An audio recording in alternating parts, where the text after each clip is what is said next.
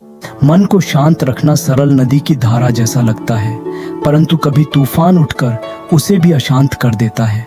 यह मन ही मेरी लीला का मंच है, जहाँ इच्छाएं नाचती हैं, क्रोध गरजता है और प्रेम झरता है। मैं इसी अस्थिर माया जाल में स्थिरता का नृत्य देखता हूँ। जैसा लहरें समुद्र से जन्म लेती हैं, वैसे ही विचार मन से उठते हैं। उन्हें रोकने का प्रयास करना है जैसे तूफान को रोकना बेकार, बल्कि तूफान को तूफान होने दो, वह थक कर शांत हो ही जाएगा। इसलिए हे मित्र, मन को नियंत्रित करने की बजाय उसे स्वीकारना सीखो। जब ईर्ष्या ज्वार की तरह उठती है, उसे देखो समझो फिर जाने दो। जब दुख का बादल बरसता है, उसमें भीग लो, उसमें से सीखो, फिर आगे बढ़ो।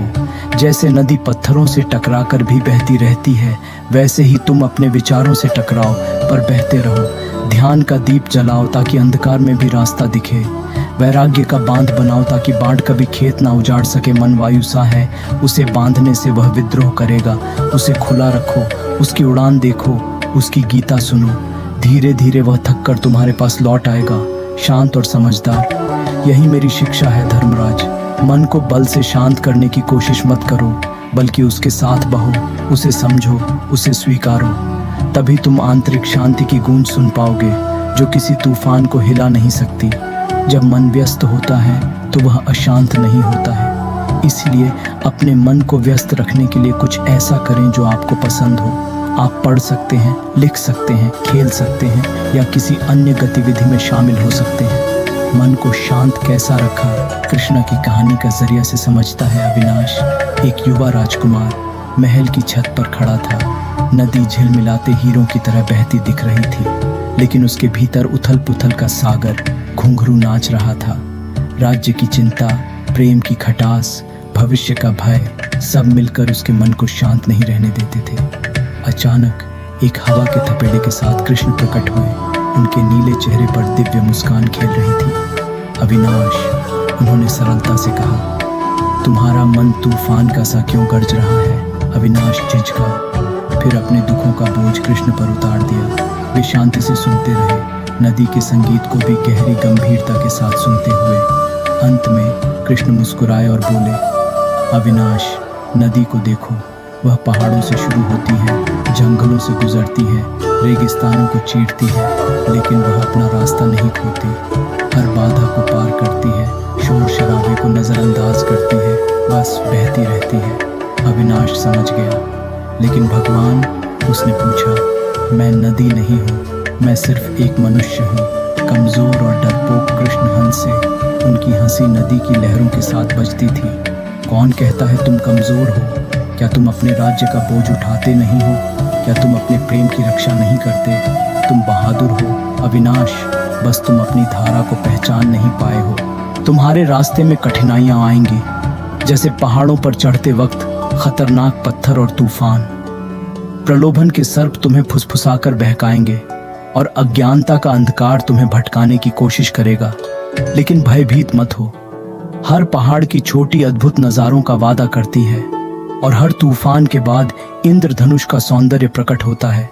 प्रलोभन के सर्पों को दया की नदी में डुबो दो और अज्ञानता के अंधकार को ज्ञान के दीपक से दूर भगाओ। प्रेम को अपनी नदी का लाल पताका बनाओ। दयालुता से, उदारता से, बिना अपेक्षा के प्रेम बांटो। देखो, यह प्रेम का पताका हवा में लहराकर तुम्हें सही रास्ते की ओर निर्देशित करेगा। क्षमा को अपना पतवार बनाओ। क्षमा तुम्हें अतीत के खतरनाक चट्टानों से बचाएगी और भविष्य की अनिश्चित धाराओं के बीच संतुलन बनाएगी। हर पल को मंत्र की तरह जियो, सचेत रहो। वर्तमान क्षण में अपने कर्मों पर ध्यान दो। हर सांस को अपने अस्तित्व के गीत का एक स्वर बनाओ। इस सचेतना के मंत्र से तुम्हारी नदी साफ और चमकदार बनेगी। याद रखो, शांति एक यात्रा है, मंजिल नहीं। हर कदम, हर सांस तुम्हें शांति के करीब ले जाती है। निराश मत हो अगर कभी तूफान तुम्हारी नदी को अशांत करे। विश्वास रखो, सूरज फिर निकलेगा और शांति की किरणें तुम्हें रास्ता दिखाएंगी। तो जियो मेरे मित्र, साधना करो, प्रेम करो, क्षमा करो और अपने भीतर के ब्रह्म को जगाओ। उसी में तुम्हें सच्ची शांति का दर्शन होगा। कृष्ण हमेशा तुम्हारे साथ है। हे मित्र, तुमने मेरी वाणी को आत्मसात किया है। यह मुझे प्रसन्नता देता है। तुम्हारी यात्रा निश्चित ही फलदायी होगी। फिर भी कुछ और बातें हैं जो तुम्हारे पथ को सुगम बनाएंगी। विश्वास का बीज रोपो। संदेह का अंधकार तुम्हारे मन की नदी को धुंधला देगा। इसके बजाय अपने भीतर दिव्य के प्रति और उज्जवल भविष्य के प्रति अटूट विश्वास का बीज रोपो। विश्वास का सूरज उगने दो और देखो, तुम्हारी नदी प्रकाशित होकर बहने लगेगी। कर्मयोग के स्वर से गाओ, तेरे कार्य नदी की लहरों की तरह हो, दूसरों के जीवन को सींचते हुए, समाज को समृद्ध करते हुए। कर्मयोग के स्वर से गाओ, हर कार्य को बिना स्वार्थ के, बिना अहंकार के करो। इस निष्काम कर्म की लय से तुम्हारे मन की नदी निर्मल और प्रसन्न रहेगी। संसार की नाटकशाला में अभिनय करो। जीवन एक नाटकशाला है जहां तुम्हें अनंत भूमिकाएं निभानी हैं। हर्ष में भी, शोक में भी अपनी भूमिका ईमानदारी से निभाओ। बिना लगाव के, बिना मोह के संसार के मंच पर नृत्य करो। इस विरक्त भाव से तुम्हारा मन तूफानों का भी धैर्य से सामना करेगा। भक्ति का दीपक जलाओ। भक्ति का दीपक तुम्हारे मन की नदी को रात के अंधकार में भी जगमगाएगा। जिस पर भी तुम्हें विश्वास हो, उस दिव्य शक्ति के प्रति भक्ति का दीप जलाओ। प्रकृति के संगीत में सुनो। प्रकृति तुम्हारी सबसे बड़ी गुरु है। पहाड़ों की ऊंचाई, नदियों का प्रवाह, पेड़ों की सरसराहट, पक्षियों का कलरव, इनमें शांति का संगीत सुनाई देता है। प्रकृति के संगीत में झूमो। अपने मन को प्रकृति के लय के साथ समर्पित करो और देखो, तुम्हारी नदी प्रकृति के साथ ही बहने लगेगी। सेवा का फूल खिलाओ। सेवा का फूल सबसे सुंदर फूल है। दूसरों की सहायता करो, उनके दुखों को कम करो, उनके चेहरे पर मुस्कान लाओ। बिना किसी अपेक्षा के, बिना किसी दिखावे के सेवा का फूल खिलाओ। इस सेवा की सुगंध से तुम्हारी नदी आनंद से भर जाएगी। याद रखो मित्र, तुम अकेले नहीं हो। कृष्ण तुम्हारे हर कदम पर तुम्हारे साथ है। उसकी कृपा की धूप में नहाओ, उसके ज्ञान की नदी में तैरो और उसके प्रेम के महासागर में गोता लगाओ। उसी में शांति का सच्चा अनुभव है। अब जाओ, अपने आंतरिक प्रकाश को दुनिया को रोशन करो। कृष्ण सदैव तुम्हें आशीर्वाद दे। हे श्रद्धावान मित्र, तुम्हारा ज्ञान प्यासा मन मुझे अत्यंत प्रसन्न करता है। शांति की खोज का पथ अनंत है, परंतु हर कदम के साथ प्रभु का प्रेम तुम्हारे साथ है। कुछ और मार्गदर्शन सुन लो। क्षमा का मुकुट पहनो। जीवन में गलतियां होती हैं, कटु वचन निकलते हैं, दुखदायक अनुभव आते हैं। क्षमा का मुकुट पहनो, न सिर्फ स्वयं के लिए अपितु दूसरों के लिए भी।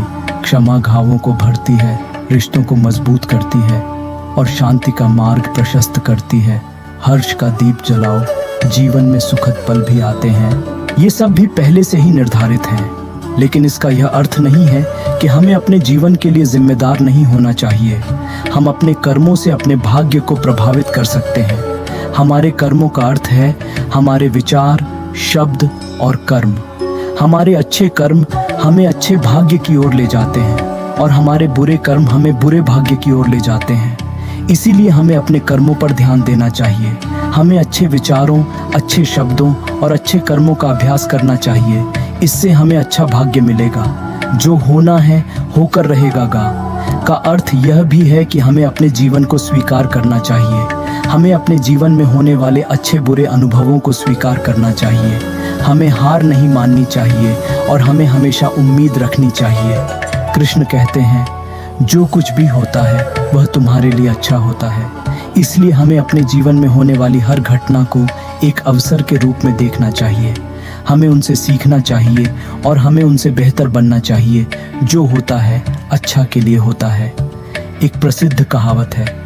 ये कहावत हमें यह सिखाती है कि हमें अपने जीवन में होने वाली हर घटना को एक अवसर के रूप में देखना चाहिए। हमें उनसे सीखना चाहिए और हमें उनसे बेहतर बनना चाहिए। इस कहावत के पीछे कई कारण हैं। सबसे पहले ये कहावत हमें यह सिखाती है कि हमें अपने जीवन को स्वीकार करना चाहिए। हमें अपने जीवन में होने वाले अच्छे बुरे अनुभवों को स्वीकार करना चाहिए। हमें हार नहीं माननी चाहिए और हमें हमेशा उम्मीद रखनी चाहिए। दूसरा, ये कहावत हमें यह सिखाती है कि हमें अपने जीवन में सकारात्मकता का ध्यान रखना चाहिए। हमें यह विश्वास रखना चाहिए कि जो कुछ भी होता है वह हमारे लिए अच्छे के लिए होता है। इससे हमें अपने जीवन में होने वाली हर घटना से कुछ सीखने और बढ़ने में मदद मिलेगी। तीसरा, यह कहावत हमें यह सिखाती है कि हमें अपने जीवन का आनंद लेना चाहिए। हमें हर पल को जीना चाहिए और हमें हर अनुभव को महसूस करना चाहिए। हमें क्षण भर के लिए भी दुख या चिंता में नहीं फंसना चाहिए। जो होता है अच्छा के लिए होता है का अर्थ यह है कि हमारे जीवन में होने वाली हर घटना हमारे लिए एक अवसर है।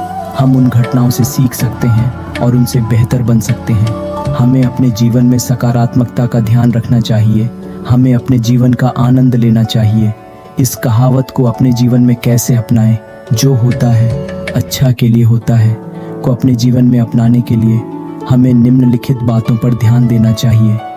हमें अपने जीवन में होने वाली हर घटना को एक अवसर के रूप में देखना चाहिए। हमें उन घटनाओं से सीखने का प्रयास करना चाहिए। हमें उन घटनाओं से बेहतर बनने का प्रयास करना चाहिए। हमें अपने जीवन में सकारात्मकता का ध्यान रखना चाहिए। हमें अपने जीवन का आनंद लेना चाहिए।